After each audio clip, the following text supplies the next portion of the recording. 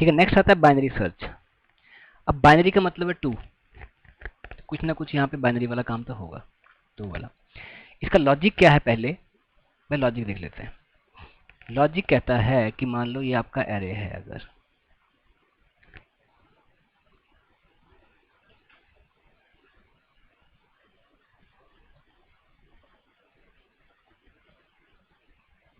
अगर ये जो एरे है इसमें मान लो मैंने एलिमेंट्स अगर इंसर्ट किए हुए हैं, जैसे मान लो ये 0 1 2 3 4 5 6 7 8, तो बाइनरी सर्च के सबसे पहले प्री रिक्वेजिस्ट्स हैं, या आप कह सकते हैं कि इसकी पहले ये लेके चलता है कि ये तभी चलेगा जब आपके इसमें एरे के जो एलिमेंट्स होंगे वो सॉर्टेड ऑर्डर में होंगे, या तो वो डिसेंडिंग होने चाहिए या वो असेंडिंग होनी चाहिए। पर सॉर्टेड का मतलब ये नहीं कि आपके बिल्कुल सीक्वेंस नहीं होना चाहिए, जैसे 1 2 3 4 5, वो जैसे मर्जी हो सकते हैं, बट होने सॉर्टेड चाहिए। So I am taking the elements in sorted order in the ascending order, like suppose starting from 2, 2 ले लिया, मान लो अगला ले लिया 5, तो वो कुछ भी हो सकता है, जैसे 6 ले लिया, अगला तो ले लिया 8, अगला 11, तो अगला 13, अगला जैसे 16, तो 19 या 21। ठीक है, ये एलिमेंट्स ले लिया हमने। अब सबसे पहले मान लो हमें कोई कहता है कि एलिमेंट तुमने जो सर्च करना है वो है 16,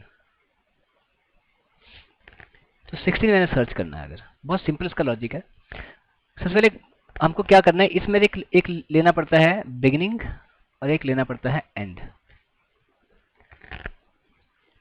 तो इसका लॉजिक कहता है कि आपने क्या करना है कि आपने चलना है जब तक beginning is less than is equal to end नहीं हो जाता, तब तक चलना है। तो इसमें व्हाइल लूप लगेगी। तो लॉजिक क्या लगाना है आपने उसके अंदर, आपने कहना है कि भाई beginning plus end divide by 2 is equal to क्या निकल आएगा, मिड। तो हमारे केस में बिगिनिंग क्या है, 0 है, प्लस एंड क्या है, 8 है, डिवाइड बाय 2, तो 8 डिवाइड बाय 2 इज 4। तो हमारा मिड क्या निकल आया, 4। तो हम चेक करेंगे क्या हमारा जो एलिमेंट हम ढूंढना चाहते हैं क्या वो मिड पे पड़ा है। तो या तो मिड पे पड़ा होगा फिर तो मिल गया, पर अगर मिड पे नहीं पड़ा होगा तो या तो मिड से छोटा होगा या तो मिड से बड़ा होगा, क्योंकि असेंडिंग ऑर्डर में है, तो या तो इससे बड़ा होगा या छोटा। अगर हमारे केस में 16 है, वो इससे बड़ा है, तो हम ये क्या करेंगे, इसको इस तरह की ट्रेवर्सिंग छोड़ ही देंगे, तो हमारा ये काम बच गया। और अब हम इस साइड चलेंगे। अब इस साइड चलेंगे तो क्या करना पड़ेगा, ये जो बिगिनिंग है इसको यहाँ पे लेके आना पड़ेगा। तो ये हमारा 4 जो आया था वो मिड था, तो हमें करना पड़ेगा beginning is equal to mid plus 1। तो बिगिनिंग अब हमारा वहां से उठ के कहाँ जाएगा, यहाँ पे। और अगर वो छोटा होता है एलिमेंट, जैसे 6 होता मानो, तो एंड आ जाता मिड माइनस 1, तो फिर वही लॉजिक लगता। तो कई बार होता क्या है कि मान लो अगर आपने आपका जो यहाँ पे 0, अभी तो 0 प्लस 8 हो रहा है, कल को मान लो कल को 0 प्लस 9 होगा, जैसे मान लो इसका आंसर आएगा 4.5, है ना। तो हाँ हाँ, तो भी 4 लेंगे क्योंकि हमने इंटीजर वेरिएबल लिया हुआ है। तो इंटीजर वेरिएबल लिया तो वो डेसिमल को हटा देता है। So now we will go for the program of this. इसका प्रोग्राम लिखते हैं। प्रोग्राम में वही सेम चीज, हैश इंक्लूड iostream.h, और फिर यहाँ लिखेंगे हम void main, और मेन फंक्शन के बाद हम यहाँ पे लिखेंगे जैसे हम ले लेंगे इंट एरे, एरे का एक मैक्सिमम साइज ले लेंगे, एक आई ले लिया लूप के लिए, एक एन ले लिया, एक आइटम ले ली, बाद में लोकेशन अगर चाहिए वो ले लिया। इसमें और भी चाहिए वेरिएबल, क्या क्या चाहिए, इंट, एक चाहिए मिड चाहिए, एक चाहिए बिगिनिंग चाहिए, एक चाहिए एंड चाहिए। तो बिगिनिंग तो हम रख देंगे स्टार्टिंग में 0, क्योंकि हमें पता कि हमारा जो एरे है उसकी बिगिनिंग तो 0 से ही होगी। पर एंड को रखेंगे हम n-1, पर वो तो एन अभी लेना है, मैंने इनपुट करवाना है, तो उसको बाद में लूंगा। तो क्या करूंगा, वही सेम चीज, cout enter the value of n, है ना, कि कितने एलिमेंट्स आपने डलवाने हैं। तो enter the value of n, that how many elements you want to enter. तो सी इन एन, फिर करेंगे for i is equal to 0, i less than is equal to n, i less than n and i plus plus, और यहाँ पे कर देंगे cin a are R of आई। तो क्या हुआ, ये सारे एलिमेंट्स इंसर्ट हो गए। तो आपने कहना है, एक कंडीशन देनी that you must enter the elements in the sorted order, ठीक है ना। ये कर सकते हैं या खुद से, जैसे आप लिखते हैं ए आर ऑफ 50, तो ए आर ऑफ 50 ऐसे करके आपका कर्ली ब्रेसेस लगाएं इज इक्वल टू दिस, और खुद एलिमेंट साइन कर दें 2, 5, 6, 8, 11, 13, 16, 19, 21, ऐसे भी कर सकते हैं आप साइन। This is initialisation. या आप ऐसा कर लो और ऐसा कर लो, ये वाला जो है इनपुट लेना, ठीक है। तो यहाँ पे फिर एन का साइज मुझे देना पड़ेगा खुद से कि क्या एन का साइज क्या गिन के इनको। अगला काम है कि मुझे अब वो आइटम डालनी है जो मैं सर्च करना चाहता हूँ। So I will go for cout, यहाँ पे बोलेंगे enter the item to be searched,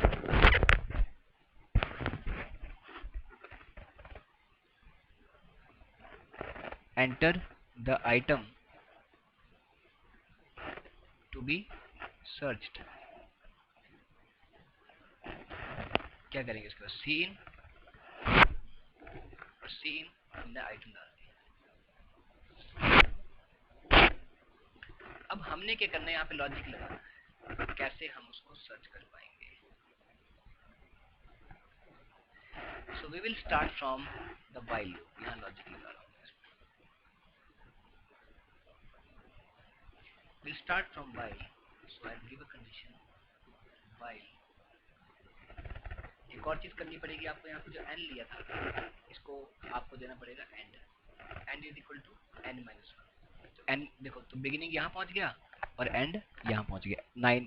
मान लो मेरा साइज है 1 2 3 4 5 6 7 8 9, तो n माइनस 1 दैट इज 8, तो एंड में 8 आ गया। अब करेंगे while beginning is less than और इक्वल टू एंड। तो यहाँ पे हम करेंगे पहले तो mid is equal to beginning plus end divide by if, फिर मिड आ जाएगा हमारे पास। इफ हमारी जो आइटम है अगर इज इक्वल टू अगर वो A are R of mid के बराबर है तो यही मिल गया। तो आप बोलेंगे क्या, एक तो लोकेशन आपके पास आ जाएगी, तो लोकेशन में क्या डाल दोगे, मिड प्लस 1, क्योंकि अकॉर्डिंग टू द यूजर। और साथ में एक आप वो फ्लैग ले लेंगे, कल को तुमने दिखाना है, तो एक वेरिएबल आपने लेके चलना है क्या, int flag, flag is equal to 0, ठीक है। तो फ्लैग इज इक्वल टू 0 ले लिया। अब यहाँ पे मैं करूंगा, एक तो ये कर लिया और साथ में फ्लैग को क्या कर दिया, 1 कर दिया अगर एलिमेंट मिला है, और यहाँ मैसेज दे दिया element is found at location this. तो यहाँ लिख देंगे simple found at location LOC. ये तो हो गया इफ। फिर अगर नहीं है, तो अगर मिड पे नहीं मिला तो या तो उससे बड़ा हो गया छोटा होएगा, तो हम कंडीशन लगाएंगे इफ आइटम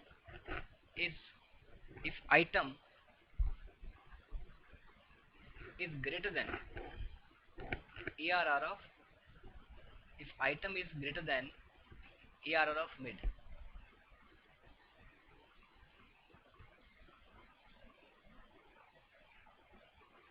इक्वल मत लगाना है यहाँ पे क्योंकि इक्वल वाला काम हो चुका। तो कह रहा है भाई या तो आइटम जो हमारी है, हमारे केस में 16 है, अगर वो कह रहा है कि भाई ARR ऑफ मिड से बड़ी है तो हम क्या करेंगे, इसको छोड़ देंगे और यहाँ पे फिर से वही चीज करेंगे जो अभी हमने इस पूरे के साथ की। तो अब हम क्या करेंगे, बिगिनिंग को क्या करेंगे, beginning is equal to mid plus 1 कर देंगे। तो जो हमारा मिड आया था वो इस केस में 4 आया था, तो वो हो गया। अब बिगिनिंग में क्या आ गया, 5 आ गया, मिड प्लस 1। और अगर ऐसा नहीं है, मान लो मेरे एलिमेंट 5 है, तो हम उल्टा कर देंगे, लास्ट में बचा क्या, एल्स, तो कर देंगे end is equal to mid minus 1। तो फिर अगर आइटम जो है वो इससे छोटी है तो बिगिनिंग तो वही रहेगा, एंड जो है वो मिड के यहाँ आ जाएगा। और ये बंद बंद किया, एल्स बंद किया, ये बंद किया, एल्स बंद कर दिया, और ये व्हाइल लूप भी बंद कर दी मैंने बात। अब ये चलेगा कैसे, हाउ इट विल वर्क।